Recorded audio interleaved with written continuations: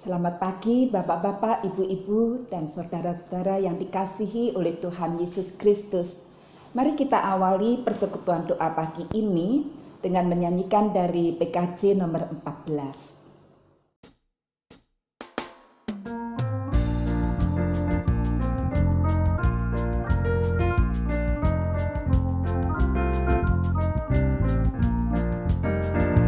Kunyanyikan kasih setia Tuhan selamanya, selamanya. Kunyanyikan kasih setia Tuhan selamanya, kunyanyikan selamanya. Kututurkan tak jemu kasih setiamu Tuhan, kututurkan tak jemu kasih setiamu turun-temurun. Kunyanyikan kasih setia Tuhan selamanya, selamanya. Kunyanyikan kasih setia Tuhan selamanya, kunyanyikan selamanya.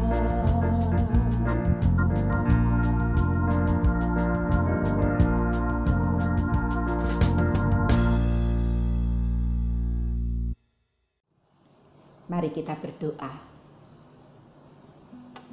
Tuhan, kami bersyukur untuk penjagaan Tuhan semalam ketika kami beristirahat. Tuhan sudah bangunkan kami dengan tubuh yang segar, dengan kekuatan yang baru, agar kami dimampukan untuk terus berkarya sepanjang hari ini. Tuhan, kami butuh firman Tuhan untuk menjadi tuntunan dalam kehidupan kami sepanjang hari ini. Bersabdalah ya Tuhan, kami siap untuk mendengarkannya. Di dalam nama Tuhan kami Yesus Kristus, kami berdoa. Amin. Saudara-saudara yang dikasihi oleh Tuhan Yesus Kristus, firman Tuhan yang akan kita renungkan pada pagi hari ini, saya ambil dari kitab Injil Matius pasal 8, ayat 5 hingga ayat 8, dilanjutkan dengan ayat 13. Ketika Yesus masuk ke Kapernaum, datanglah seorang perwira mendapatkan dia dan memohon kepadanya, "Tuan, hambaku terbaring di rumah karena sakit lumpuh dan ia sangat menderita." Yesus berkata kepadanya, "Aku akan datang menyembuhkannya." Tetapi jawab perwira itu kepada Yesus, "Tuan, aku tidak layak menerima Tuan di dalam rumahku. Katakan saja sepatah kata, maka hambaku itu akan sembuh." Dilanjutkan ayat 13, lalu Yesus berkata kepada perwira itu, "Pulanglah, dan jadilah kepadamu seperti yang engkau percaya." Maka pada saat itu juga sembuhlah hambanya. Saudara-saudara yang dikasihi oleh Tuhan Yesus Kristus, pagi ini kita akan merenungkan, penolongkah diriku ini?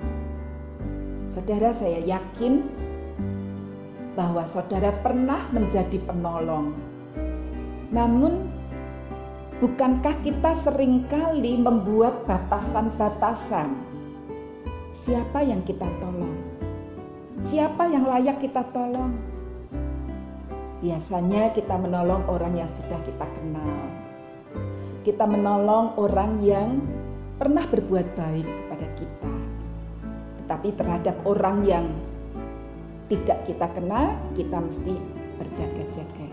Terhadap orang yang membenci diri kita, oh nanti dulu, pertolongannya akan ditunda. Dulu dia pernah menyakitkan hatiku. Saudara, kita seringkali membuat batasan itu. Siapa yang layak aku tolong? Dan kemudian ketika kita menolong, kita juga membuat batasan. Sampai kapan aku harus menolong dia? Kalau ternyata dia itu kelihatannya malas, cukup pertolonganku sampai di sini. Itulah batasan-batasan yang sering kali kita buat ketika kita menjadi penolong. Saudara, ada seorang yang bernama Cebol. Begitulah nama panggilannya, karena memang dia cebol. Si cebol ini datang ke warung makan Cici. Sambil menadangkan mangkoknya, dia hanya berucap Cici, Cici, Cici.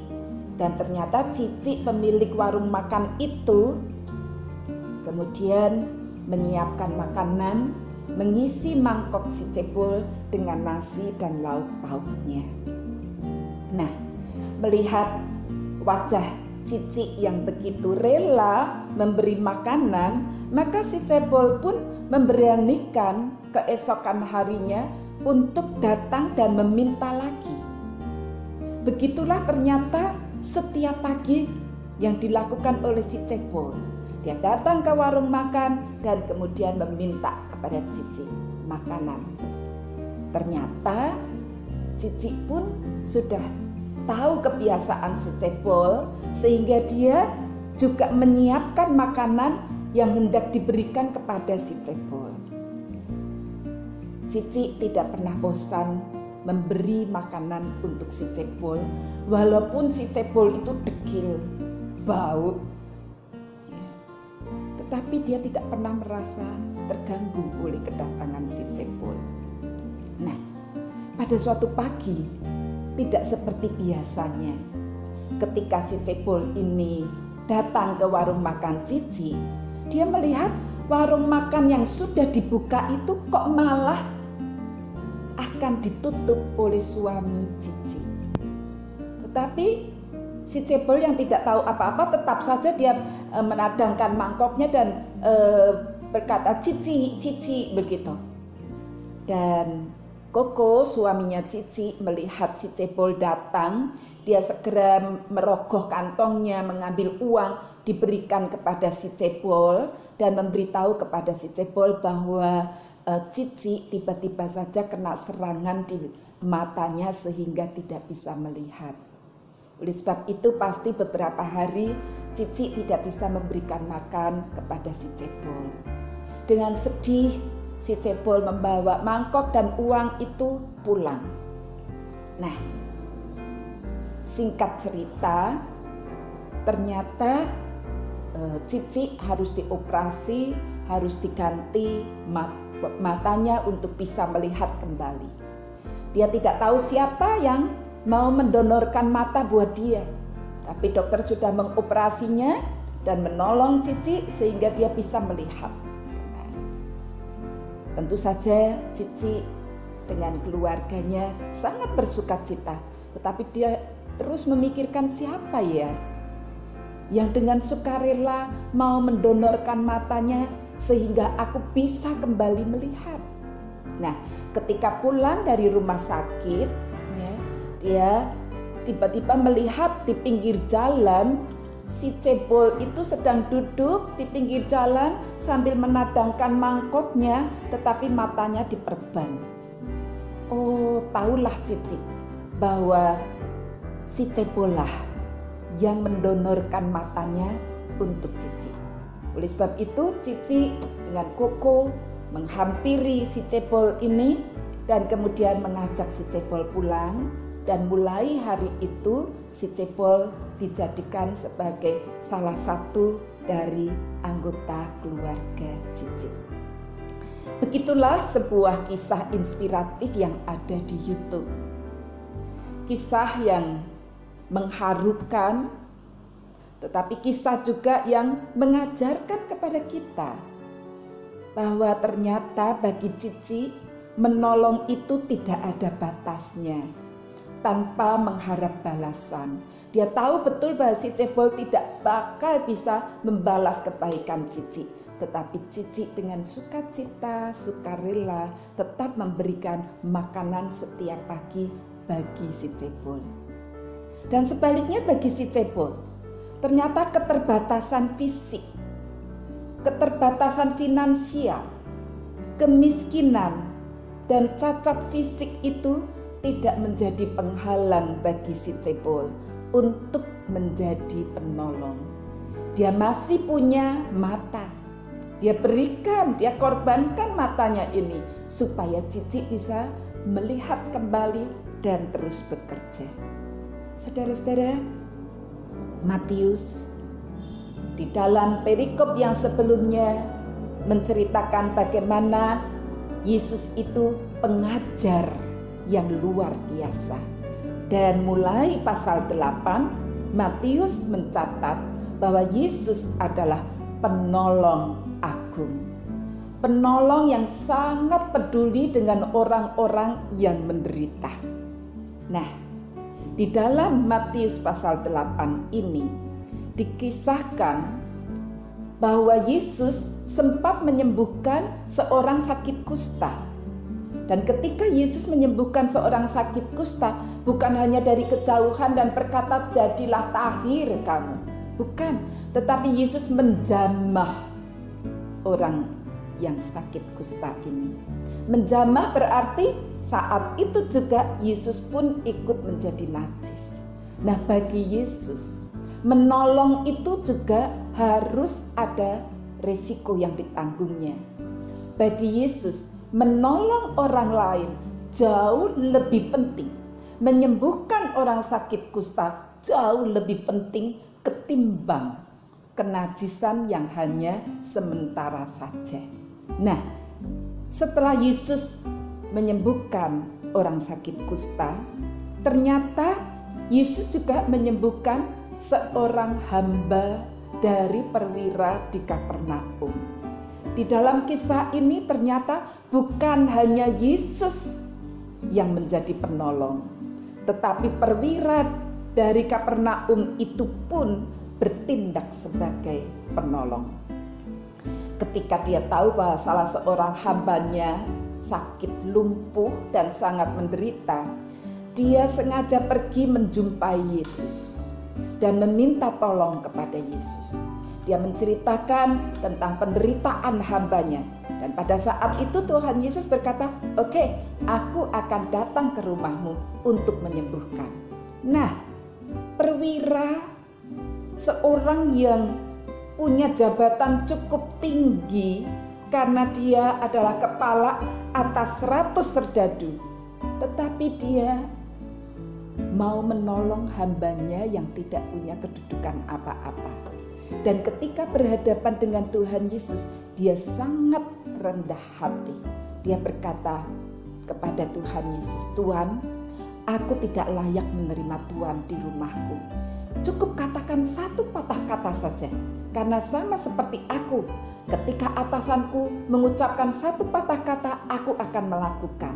Dan ketika aku mengucapkan satu patah kata untuk bawahanku, dia pun akan melakukan. Tuhan, tidak usah ke rumahku. Cukup katakan satu patah kata saja, pasti hambaku akan sembuh." Saudara-saudara, di sini kita melihat bahwa perwira ini menjadi perantara antara Yesus penolong agung dengan hambanya yang sedang menderita. Sekalipun hanya sebagai perantara, tetapi perwira ini telah menjadi penolong yang sungguh berarti buat hambanya.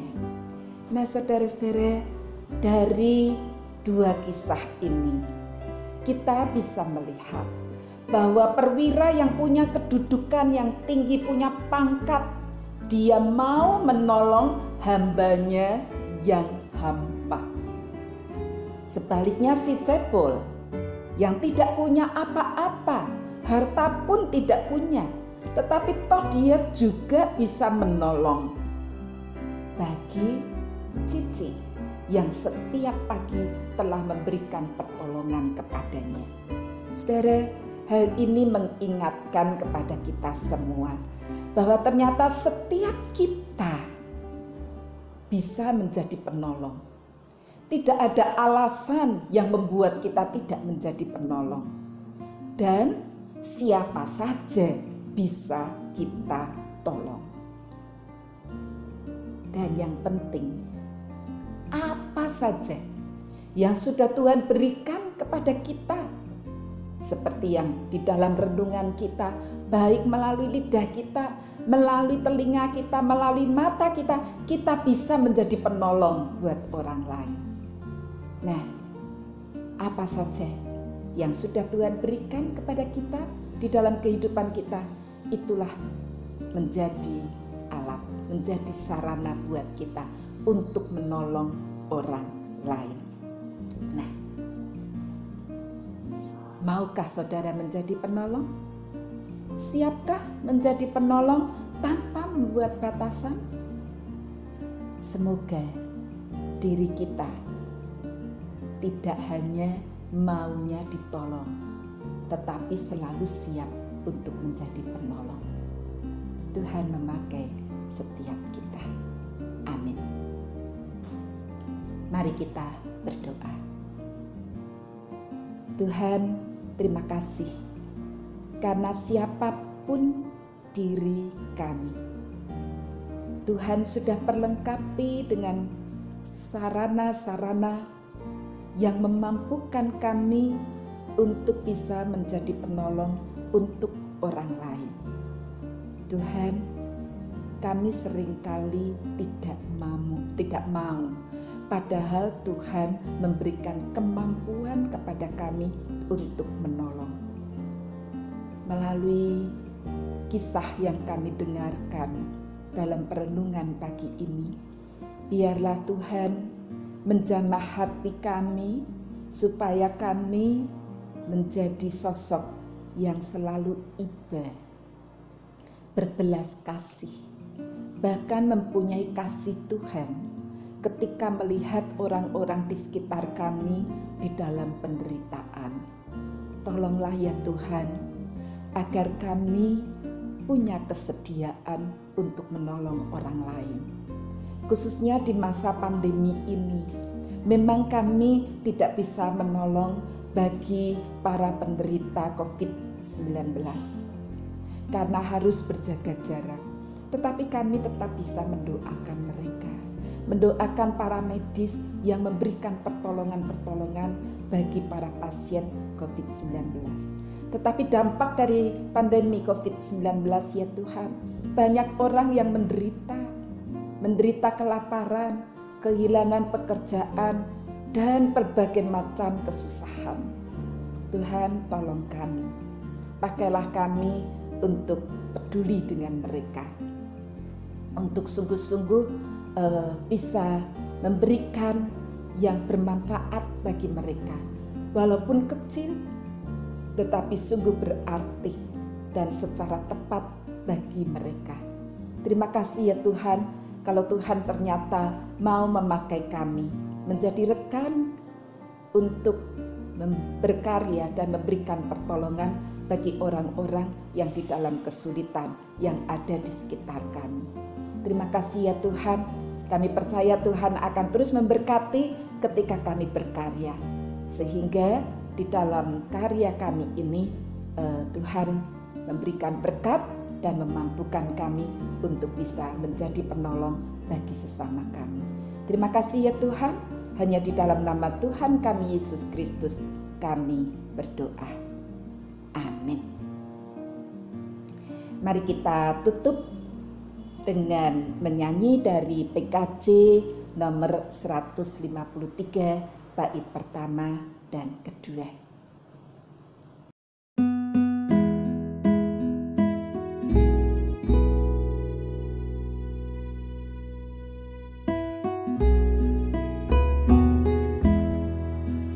Pakailah seluruh hidupmu dalam ladang dunia, tiap harta dan talentamu bergunakan baginya. Berkat Tuhan tersedia bagi orang yang berkarya. Dia tahu yang kau lakukan kini dan selamanya.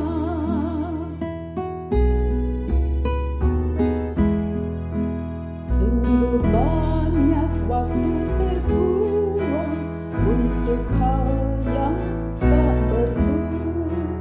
Tuhan banyak beri peluang menyalurkan kasih-Mu. Berkat Tuhan tersedia bagi orang yang berkarya. Dia tahu yang kau lakukan kini dan selamanya.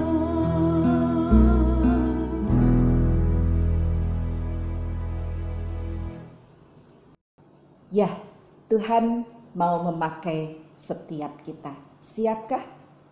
Mari kita terus berkarya dan juga menjadi penolong bagi sesama. Tuhan memberkati.